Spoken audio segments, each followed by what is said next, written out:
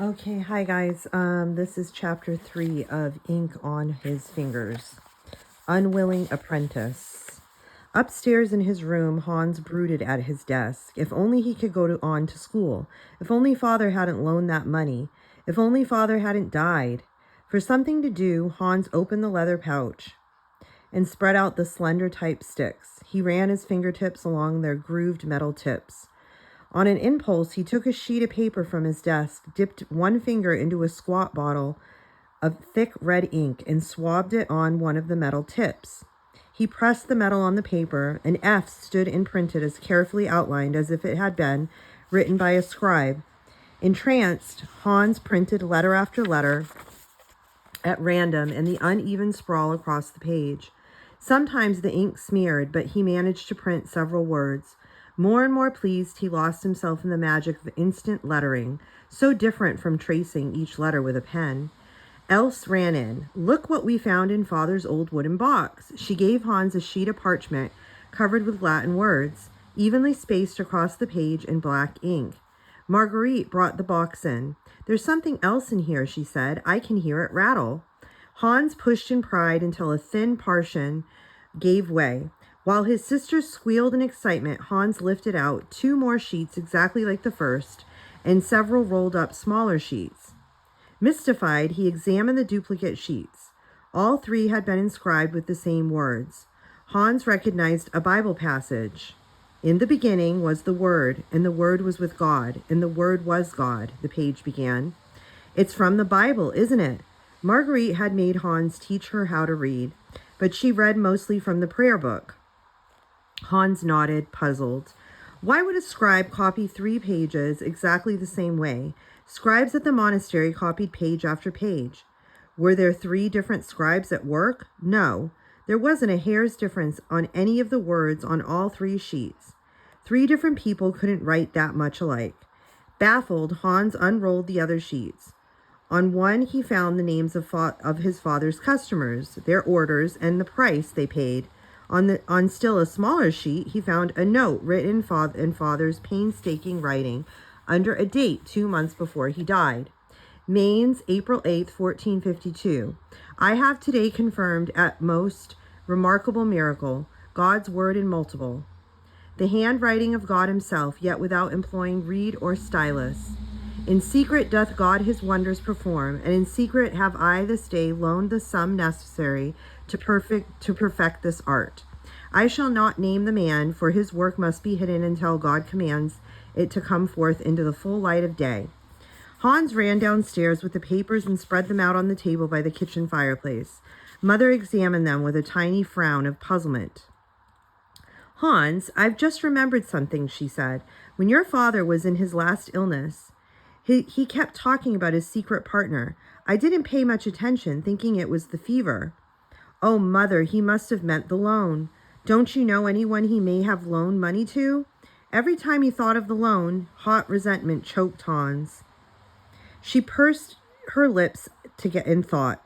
"I remember now that your father kept talking about some man who was doing important work for the glory of God, but I have no idea who he meant or what he meant. He kept saying this man was being blessed and inspired by God to perfect his art." Art? What art would God inspire that took money away from people who needed it? Anger rolled up like a ball inside of Hans. Father had borrowed money to lend to an unknown man, but father had died. The man would have to pay back the loan. God is inspiring me too, he thought. Copying the Bible is important work, maybe the most important work in the whole world. But how is he going to accomplish this ambition? "I'm going to find out whose father's secret partner is," Hans announced. I'll make him give us our money back, and then I will go back to school just as before." The foolishness of his boast struck him at once. He could not identify the man either by name or appearance. He did not know where this man lived, in Mainz or Strasbourg. How would he even begin a search for the man who had borrowed father's money? He took the sheets of parchment and the note back to his room. Who was father's secret partner? There must be an answer. There had to be an answer. Hans forced himself to think out the problem. Would it be one of father's Patreons? but people had to be wealthy to afford Father's skilled craftsmanship. Perhaps the man was another goldsmith. Members of the Goldsmiths Guild helped each other all the time. Father would surely know the man well. Would it be a goldsmith in Strasbourg or in Mainz? Then the answer came so quickly Hans was stunned. Who else could it be but Herr Müller? Who else was working in secret? Who else kept himself aloof from other people? Why? Because he was working on something important. He determined to go to Herr Müller's, get past the watchdog somehow, demand the father's money back. The more he thought of it, the more he was convinced Herr Müller had borrowed the money. Money which would have sent Hans to school to learn the skills that would enable him to copy the Bible. He would stop first thing in the morning before he went to the prior. Maybe he could persuade Herr Müller to give the money back, and he would not have to drop out of the school after all. Hans slept by fits and starts that night. Without telling anyone his plans, he set out in the next morning. Taking the pouch of type sticks with him, he inspected Herr Müller's house from a safe distance.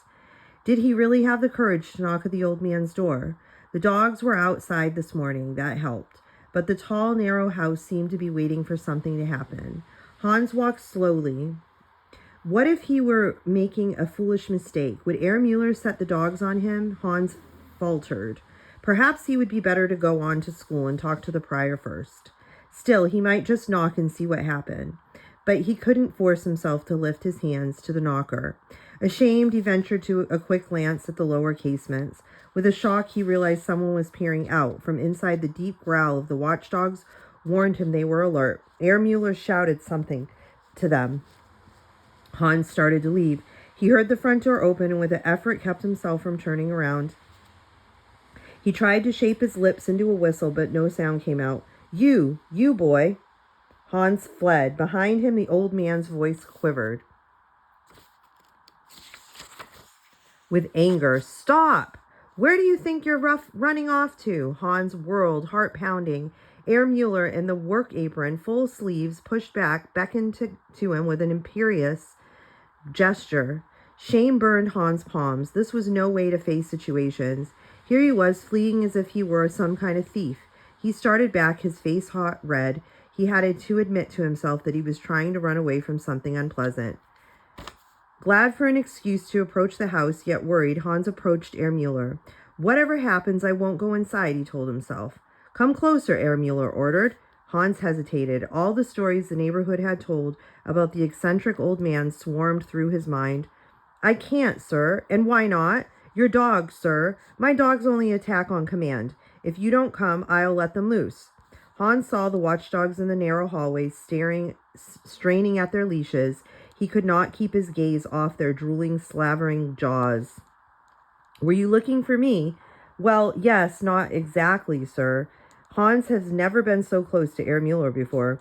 The old man's scraggly gray beard looked tangled, and his bloodshot eyes gleamed with a mixture of malice and purposefulness. Well, boy, are you applying for an apprenticeship? Apprenticeship, Hans faltered. Or perhaps you're a spy. If so, I'll have the constable take you in. Hans stared speechless. The very mention of the word constable made him wish he had left the pouch of types at home. Don't stand there like a country idiot. Why did you come here? Please, sir, I'm here to... But he couldn't get the words out. How could he ask this irritable old man to give him his father's money back? I can't use a stupid blockhead. I need a smart boy who knows more than a smattering of Latin. A crafty, shrewd expression crossed the old man's face. You're a spy, he announced. But I'm not. My name is Hans Dunn. I live up the road. I've been going to Latin school at the monastery. Then you must know something. You're sure that he didn't send you to spy on me? Why, no, sir. No. Who, sir? The old man laughed unexpectedly. He's smart. He squinted and leaned forward. You see, he's after me. Who is? In spite of himself, Hans looked over his shoulder. The old man laughed in a derisive tone. Oh, he's too smart then to show himself in daylight, but he knows I have the secret, and he's out to get it. He knows it will make him money, and that's all he wants. Hans shifted uneasily. He won't kill me, no danger of that. He just wants me to give up my secret. but that I'll never do. Now, my boy, come inside and let me hear you read Latin for me. To Hans, the house was with its waiting dogs loomed like a monstrous prison. I can't do that. You can't read Latin? The old man asked him in an incredulous voice. Oh, yes, I can read Latin. Sudden excitement shook Hans.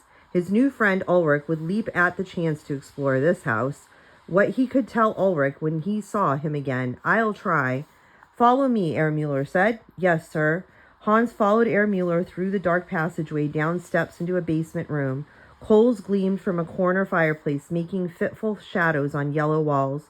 A long, thick work table stood in the center of the room, with metal molds of every size piled helter-skelter on top of each other. A big bin held silvers of wood. Pungent old oak balls lay clustered in one corner of the room. What kind of work do you do? Hans blurted. He knew at once he should not have asked such a question. Herr Mueller's eyes sparkled with a crafty glint. I want a boy who will obey orders, not ask questions. My work is secret. Now, first, I want a hot, steady fire. Take those bellows. Hans put the leather pouch of types in the corner, dropped to his knees, and pointed the long handles of the bellows toward the coals in the fireplace. Harder! Harder! The sparks shot high. The body of the flame glowed for the length of a breath, then dulled. It took a long time to get the fire hot enough for Herr Mueller's satisfaction. Take this. Herr Mueller thrust a long-handled pan into Hans' fingers. Put it in the heart of the fire. Let it stay there until the metal is molten.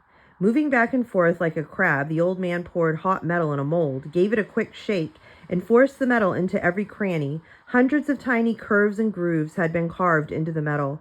Hans could see that these, too, were letters. Was everyone in Mainz working on the secret process? What was it to be used for? This wasn't the way block prints were made. The monks carved out blocks of wood by hand, each block as a whole page when imprinted. Why was Herr Mueller so concerned about getting metals at the right heat and, as Hans could see, mixed with the right alloys to make a proper hardness? What was he going to do with the molds? Hans heard a knock from somewhere. Herr Mueller muttered and went upstairs. In a little while he returned, talking in a loud voice. Hans peered out. A stocky man had accompanied Herr Mueller down the steep stairs, followed by two others whom Hans could not see clearly. Herr Mueller fumed and sputtered. You have no right to break into my house. As constable, I have no choice but to do my duty. Here is a search warrant signed by Johann Faust of this city, Hans heard the man say. But I can't pay him yet. I told him that over and over. What does the man want? My lifeblood? Hans Mueller moved near the workshop entrance and stood with his back to Hans. The constable held out the warrant. Herr Faust claims that you are harboring stolen goods taken from the workshop of Johann Gutenberg of this city. These goods are, namely, 100 or so types devised and perfected by the same Johann Gutenberg, who has accompanied me. Hans did not dare try to see what Johann Gutenberg looked like, but a suspicion began to grow. Could this be the man he had heard called Master? Hans' heart pounded. Where could he hide the leather pouch? Herr Mueller burst out in a frenzy. Gutenberg! Gutenberg! Everywhere I turn, I hear the name Gutenberg. I know of him and his work. It's not as much of a secret as he thinks. Herr Faust told me. But Herr Gutenberg is an aristocrat. What does that have to do with a money squeezer like Faust? Never mind that, the constable said. Now show me over this house from top to bottom. All at once, Herr Mueller became meek. Very well, come upstairs. We'll wait here, one of the men said. Hans recognized the voice of Lorenz. Herr Mueller grumbled and locked the workshop door. You may be church spies, or the king's spies, or men from Haarlem, for all I know. Hans heard him go upstairs again, still grumbling. Outside the workshop, the two men started to talk. Now, Lorenz, why should he stop his experiments? With a thrill of alarm, Hans recognized the master's voice. So his name was Johann Gutenberg. He would remember. Herr Gutenberg went on. Do you think God pours his inspirations through a trumpet into just one man's ear? No, let him go on discovering the art for himself. He cannot harm us or what we're doing. Lorenz made an exclamation of dismay. But if he succeeds, all your work will be for nothing.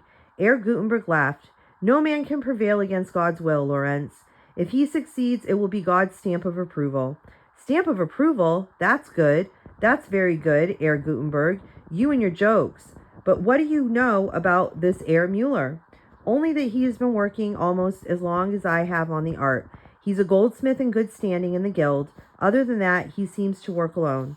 Master, I think Herr Faust had the new man steal our types to show Herr Mueller. Why would he do that? Herr Faust is my partner. Why would he lend me 800 gulden if he were going to betray me? Oh, master, you are so trusting. Herr Faust wants someone else to perfect the art so he can buy them all off and start his own printing press. If you ask me, he hid those stolen types in Herr Mueller's workshop himself. The constable will find them. Put Herr Mueller in prison, and Herr Faust can confiscate all the printing equipment. And Lorenz, what an imagination you have. Herr Mueller's workshop is the last place I'd look for our types. At these words, Hans stiffened. He had put the leather pouch in the corner. What if the men came into the workshop and found them? In frantic haste, he tried to plan what he could do. Suppose he held the bundle in one hand. Then, if Herr Mueller unlocked the workshop door, Hans could just run past and run out the front door.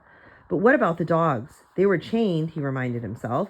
He heard Herr Mueller and the constable return. And now, let us see your workshop, the constable ordered. Hans grabbed the leather pouch and crept to the door. The moment the bolts creaked, he pushed past. Before he reached the top steps, he felt a violent tug on his legs. Hans slipped back. The bundle fell open. The type sticks lay scattered on the steps. The men picked them up. Here are our types, master, Lorenz exclaimed, and here is our thief. This time he won't get away. Okay, guys, so just put your narrations in your notebooks, and I will see you guys on Tuesday. Blessings.